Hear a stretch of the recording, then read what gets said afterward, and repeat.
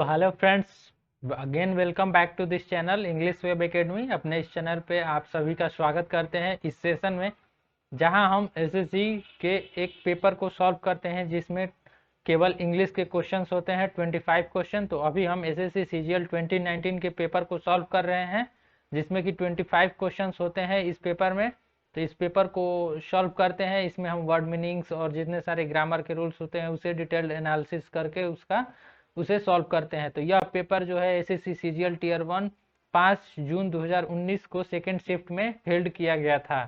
तो इसको हम सॉल्व करेंगे। तो इससे पहले यदि आप हमारे इस चैनल पर नए हैं तो चैनल को जरूर सब्सक्राइब करें, वीडियो को लाइक करें यदि ये वीडियो आपको अच्छा लगता है तो शुरू करते हैं आज के फर्स्ट क्वेश्चन से। तो फर्स्ट क्वेश्चन देखते हैं। फर्स्ट क्वेश्चन जो है वह है पारा जम्बल्ड। इस प्रकार के क्वेश्चन को हम कहते हैं पारा जम्बल्ड, जिसमें कि 4 ऑप्शंस दिए रहेंगे, 4 लाइंस, उसे हमें अरेंज करना होता है। सेंटेंस अरेंजमेंट भी इसे कहते हैं। नेक्स्ट तो पढ़ते हैं। सबसे पहले इस प्रकार के सेंटेंस में है, इस प्रकार के क्वेश्चन में हमें देखना होता है कि सबसे पहले वाक्य कौन सा स्थापित होगा, क्योंकि चार चार सेंटेंस है, चारों को हमें अरेंज करना है। तो पहले देखते हैं कि ऑप्शन की ए, सी, बी और डी, ये चारों ऑप्शन से स्टार्ट होने वाले हैं। तो पहले देखते हैं, फर्स्ट सेंटेंस पढ़ते हैं। A, Canada accounts for nearly 1/3 of the world's population of newsprint. यानी कि कनाडा जो 1/3 ऑफ न्यूज प्रिंट के बारे में बात किया जा रहा है, करता है, लेकिन कि क्यों करता है इससे पहले जरूर कुछ बात किया गया होगा। सेकेंड है forest products therefore have been important. Forest product के बारे में बात किया जा रहा है। तो सी देखते हैं option, A large part of Canada is covered with coniferous trees. और डी जो ऑप्शन है, pulps and papers are the 2 most important forest products.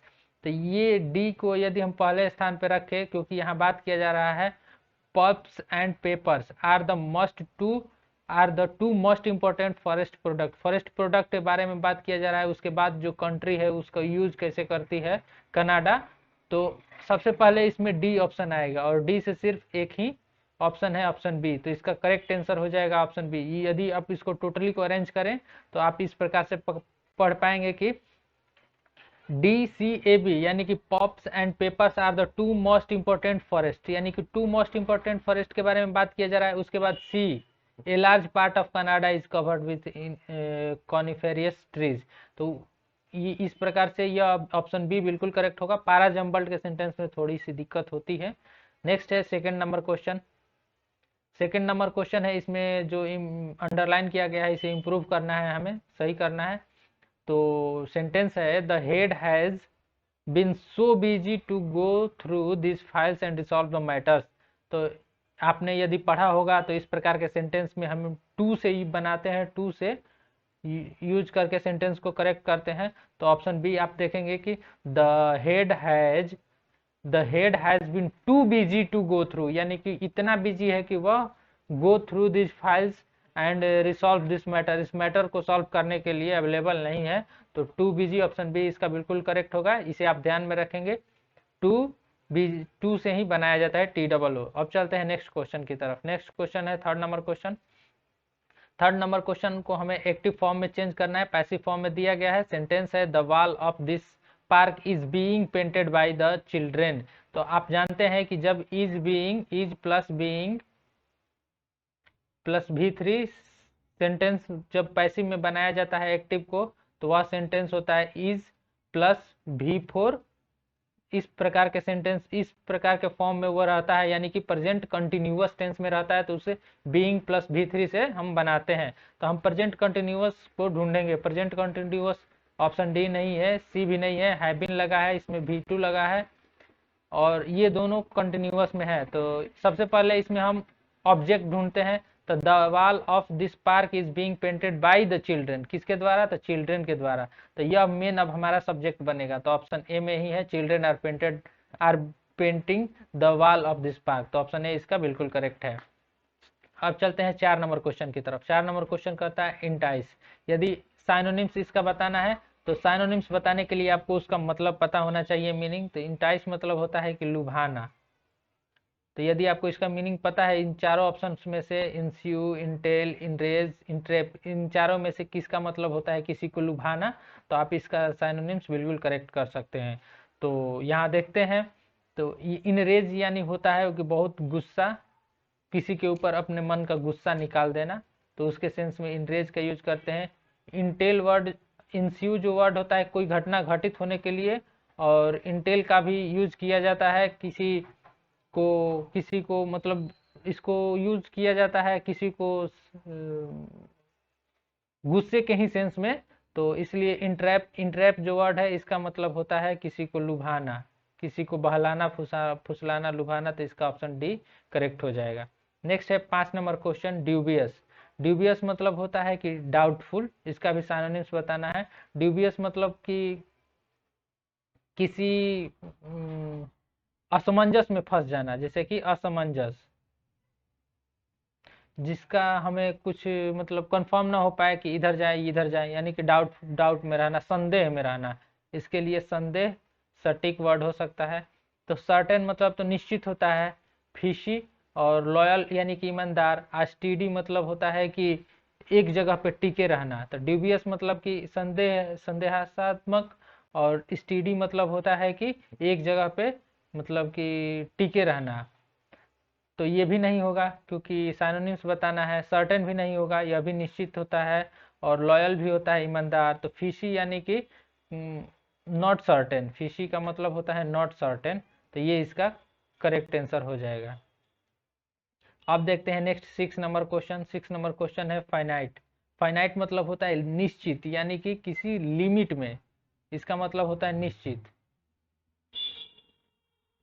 जैसे कि कोई निश्चित संख्या कहा जाए तो 1 2 1 2 3 4 ये सब निश्चित संख्या है, लेकिन ये जो इन्फिनिटिव है यह अनिश्चित है, इसके बारे में कोई कुछ नहीं कह सकता है। तो यही होता है निश्चित, माने कि सर्टेन मैटर। तो फिनिश्ड यानी कि खत्म, तो यह तो लिमिट हो गया इसमें। लिमिटेड यानी कि यह भी हो गया, इसमें लिमिट हो गया। और बाउंड, इसका भी मतलब बाउंड यानी कि एक लिमिट होता है, इसके दायरे से आप बाहर नहीं जान सकते हैं, उसे ही कहते हैं बाउंड। लेकिन इंडलेस यानी कि जिसका अंत ही नहीं हो, इनफिनिट मतलब हो जिसका कि अंत हो, एंडलेस यानी कि अंत न हो, तो इसका एंटोनिम्स ऑप्शन डी हो जाएगा। तो इस प्रकार यह इसका करेक्ट आंसर होगा एंडलेस। अब चलते हैं नेक्स्ट क्वेश्चन की तरफ। नेक्स्ट क्वेश्चन है 11 number question. Next 11 number question देखते हैं, यहाँ पे कुछ क्वेश्चंस मिसिंग है, तो इसे हम पहले सॉल्व करते हैं। 11 number question, select the wrongly spelled word. इसमें हमें रॉन्गली स्पेल्ड जो गलत मीनिंग है उसी को चूज करना है। तो ऑप्शन बी यदि देखें, मीडो, यह बिल्कुल करेक्ट है। मेजर, MEASUER, यह भी सही है, मेजर। मैटर, MATTER, लेकिन मेजर का आप यहाँ पे वर्ड मीनिंग देख पा रहे होंगे कि इरर है। यदि आप जानते होंगे तो इसका जो वर्ड मीनिंग होता है MEAGRE, यह इसका बिल्कुल करेक्ट मीनिंग होता है। नेक्स्ट है 12 नंबर क्वेश्चन। यह क्वेश्चन है, you want tell the secret. इसको इम्प्रूव करना है, जो अंडरलाइन किया गया है, वॉन्ट यू, तो वॉन्ट यहाँ जो वॉन्ट लगा है, यहाँ निगेटिव, यहाँ पहले नॉट लग गया है, तो यहाँ पे हमें पॉजिटिव बनाना रहता है। ये आप जानते हैं क्वेश्चन टैग में यह पूछा जाता है, क्वेश्चन टैग में। तो यहाँ निगेटिव जब लग गया है तो यहाँ हमें पॉजिटिव करना है, तो पॉजिटिव किस में है, इसमें नहीं है, इन दोनों में है, और ये तो नो इम्प्रूवमेंट है। तो वॉन्ट यू का मतलब होता है विल नॉट को, विल नॉट को ही हम शॉर्ट में लिखते हैं वॉन्ट, WONT। तो इसे हम विल यू करेंगे तो यह पॉजिटिव हो जाएगा, अफर्मेटिव, तो यह बिल्कुल करेक्ट हो जाएगा। अब चलते हैं नेक्स्ट क्वेश्चन की तरफ। नेक्स्ट क्वेश्चन 13 नंबर से 17, यह एक क्लोज टेस्ट का, इसे क्लोज टेस्ट बोलते हैं। क्लोज टेस्ट का सेक्शन है, इसे हम पढ़ना है और इसे फिल करना है। तो पढ़ते हैं, in 1914 a war began in Europe which engulfed the entire world, the damage dot dot, यहाँ पे फिल करना है बाय दिस वार, यानी कि बाय यानी एक समय को दर्शा रहा है, कि समय को नहीं दर्शा रहा है बल्कि द डैमेज्ड, यहाँ जो बात किया जा रहा है, जो डैमेज हुआ है किसके वजह से हुआ, किसी कारण के वजह से हुआ। 13 नंबर ऑप्शन में देखते हैं कि कारण, कारण इसमें क्या दर्शा रहा है, तो कारण इसमें ऑप्शन बी देखे तो कॉज्ड, यानी कि कारण दर्शा रहा है ऑप्शन बी, तो यहाँ भर देंगे, फिलअप कर देंगे हम caused. Caused by this war has no president in history. यहाँ नेक्स्ट, यहाँ फुल स्टॉप है, तो अब यहाँ से नेक्स्ट सेंटेंस को पढ़ते हैं, यहाँ से फिलअप करना है the earlier war.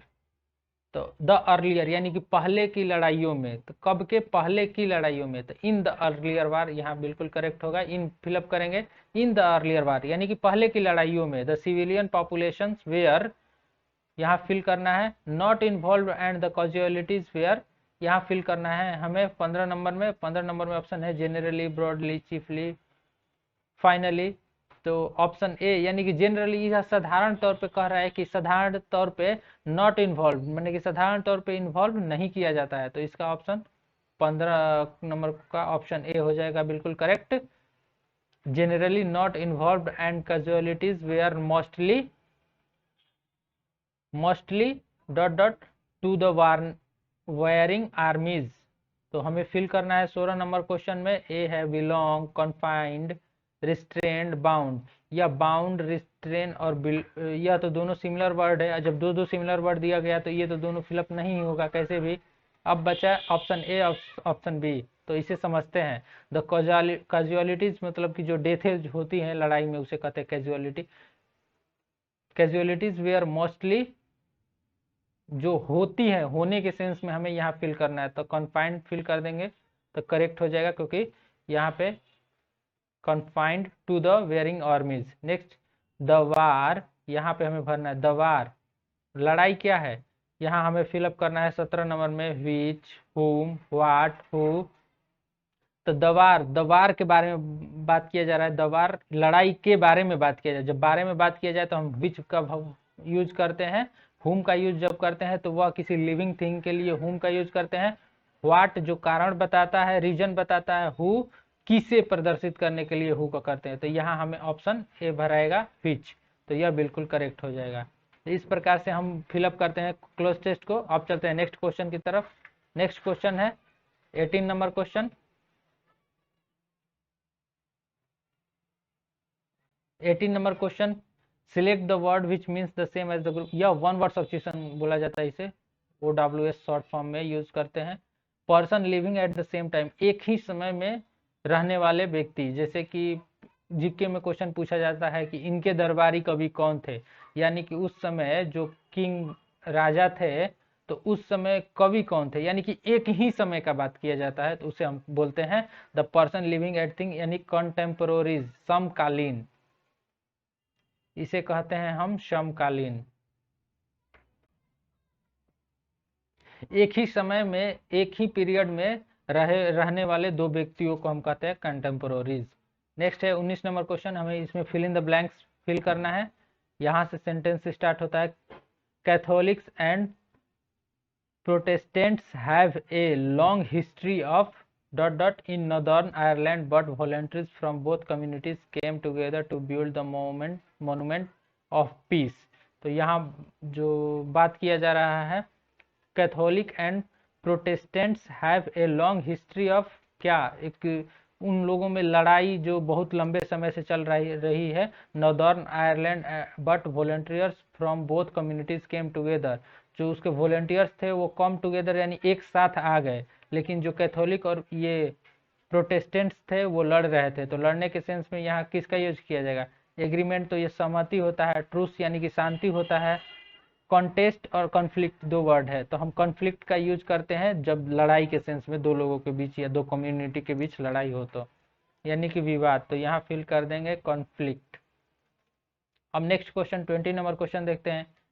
Give below the four jumbled, जो ये भी पारा जम्बल्ड का क्वेश्चन है। इसमें भी हमें सेंटेंस को अरेंज करके और इसे सेट करना है, किस प्रकार से सेंटेंस सेट किया जाएगा। तो इसमें इसको पढ़ते हैं, ए बी सी डी 4 दिए गए हैं, तो इसे देखते हैं। इसमें ए से स्टार्ट नहीं होगा, बिकॉज ऑप्शन में ए से स्टार्ट होगा, ए बी डी और बी। सी से स्टार्ट नहीं होगा, तो सी तो फर्स्टली में नहीं होगा। तो पढ़ना शुरू करते हैं इसे। In China thousands of people celebrated it. B the lunar new year of the pig began on 5 February. तो सबसे पहले यह लूनर न्यू ईयर के बारे में बात किया जा रहा है, तो हो सकता है कि बी पहले आए, तो बी से दो ऑप्शन है, ऑप्शन डी और ऑप्शन बी। तो इसको यदि हम फर्स्ट पे यूज करें तो नेक्स्ट पढ़ते हैं। दो next others burn the B के बाद या तो ए आएगा या फिर डी आएगा, तो हम ए और डी को चूज करेंगे। सम परफॉर्मर्स री इनेक्टेड हिस्ट्रिकल सेरेमनीज, और ए है इन China thousands of people celebrated it. तो यहाँ जो लूनर न्यू ईयर है उसे सेलिब्रेट किया जाता है, किसके द्वारा? चाइना के द्वारा। Thousands of people celebrated it, तो बी के बाद ए ही यूज किया जाएगा, तो ऑप्शन बी बिल्कुल करेक्ट है। अब चलते हैं नेक्स्ट क्वेश्चन की तरफ। नेक्स्ट क्वेश्चन है 21 नंबर क्वेश्चन। 21 नंबर क्वेश्चन कह रहा है इसे पैसिव फॉर्म में चेंज करें। Take this suitcase off stairs. इसे पैसिव फॉर्म्स में चेंज करने के लिए हम यू आर रिक्वेस्टेड से नहीं करते हैं, क्योंकि जब हम प्लीज या फिर काइंडली इन दो का यूज किया जाए तो हम यू आर रिक्वेस्टेड से उसे बनाते हैं, लेकिन इन दोनों का दो ऑप्शन में नहीं दिया गया रहा तो इसे हम नहीं बनाते हैं, यू आर रिक्वेस्टेड से नहीं बनाते हैं यदि प्लीज और काइंडली ना हो तो इसमें तो नहीं है। तो इसे अब भी देखते हैं, you must be taking this suitcase, यह नहीं होगा। मस्ट बी, क्या आप जानते हैं बाद हमेशा कभी भी भीतरी नहीं लगता, बिफोर नहीं लगता है, तो इसे हम शुड से बनाते हैं, शुड से बनाते हैं, शुड बी प्लस भी3। तो ऑप्शन सी में ही सिर्फ है this suitcase should be taken up spare, तो इसका ऑप्शन सी करेक्ट आंसर हो जाएगा। नेक्स्ट है 22 नंबर क्वेश्चन, इसको एंटोनिम्स बताना है। रिप्रीमांड, तो रिप्रीमांड का मीनिंग आपको पता होना चाहिए कि इसका एंटोनिम्स बताने के लिए रिप्रीमांड मतलब होता है कि डांटना।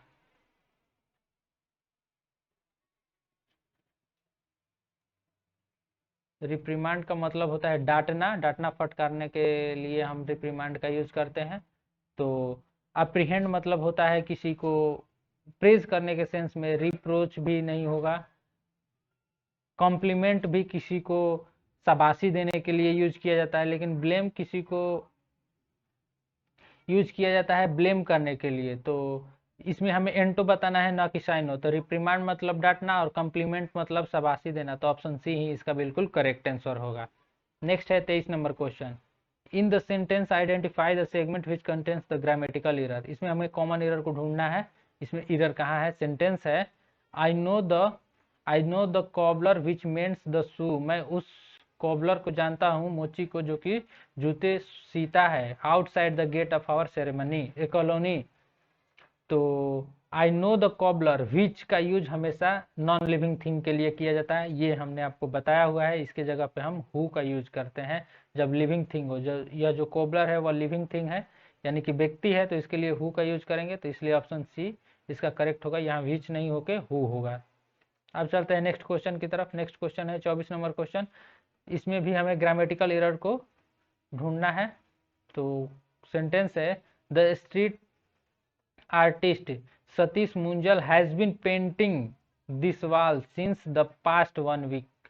तो सिंस द पास्ट 1 वीक यहाँ पे यूज किया गया है। तो जब समय दिया रहे, यह है present perfect continuous tense. Present perfect continuous tense इसे कहते हैं। हैज बीन प्लस भी3 से भी4 से बनाया जाता है। तो यहाँ सिंस का यूज आप जानते हैं, सिंस और फॉर का यूज, सिंस और फॉर सिंस कब यूज किया जाता है? जब निश्चित समय दिया गया रहे। तो यहाँ पास्ट 1 वीक यानी पिछले एक सप्ताह की बात किया जा रहा है, यह निश्चित समय नहीं है। कौन से पिछले, किस साल में पिछले एक सप्ताह की बात किया जा रहा है, ये सब कुछ निश्चित नहीं है। तो हम यहाँ पे फॉर का यूज करेंगे, न कि सिंस का। तो इसलिए ऑप्शन इसमें डी एरर है, यहाँ हम फॉर का यूज करेंगे, तो यह बिल्कुल करेक्ट होगा। नेक्स्ट है last 25 number question, select the word which means the same as the group of the word given. someone who believes that people cannot change the way events will happen। One word में पूछा जाता है, one word substitution. someone who believes that people cannot change the way events will happen, उन लोगों के बारे में जो कि मतलब ऐसा बिलीव रखते हैं, सोचते हैं कि लोग अपने वे को नहीं चेंज करेंगे, इवेंट्स के वे को कभी चेंज नहीं करेंगे, तो उसे क्या कहा जाता है? प्रोफेट। प्रोफेट यानी होता है, प्रोफेट मतलब कि पैगंबर। जो यहूदी धर्म है उसके पैगंबर को हम कहते हैं। जो फैनेटिक वर्ड भी और सीर वर्ड भी यूज किया जाता है पैगंबर के ही सेंस में, लेकिन फैटालिस्ट का यूज किया जाता है भाग्यवादी के सेंस में। भाग्यवादी जो भाग्य में विश्वास रखते हैं, तो इसे ही ऑप्शन बी कहते हैं। Someone who believes that people can not change the way events will happen, तो उसे कहते हैं फैटालिस्ट। इसे आप ध्यान में रखेंगे। तो यहाँ पे आज के वर्ड लिस्ट समाप्त होते हैं। तो यदि आप हमारे इस चैनल पर नए हैं तो चैनल को जरूर सब्सक्राइब करें, वीडियो को लाइक करें। और यहाँ पे आज कुछ क्वेश्चंस जो 3 नंबर क्वेश्चन के बाद कुछ छूट गए थे, उसके लिए आई एम सॉरी। वो question by the way mistake से मिसिंग हो गए थे, ओमिट हो गए हैं। तो यदि आपको ये वीडियो अच्छा लगता है तो चैनल को सब्सक्राइब करें, वीडियो को लाइक करें। मिलते हैं नेक्स्ट वीडियो।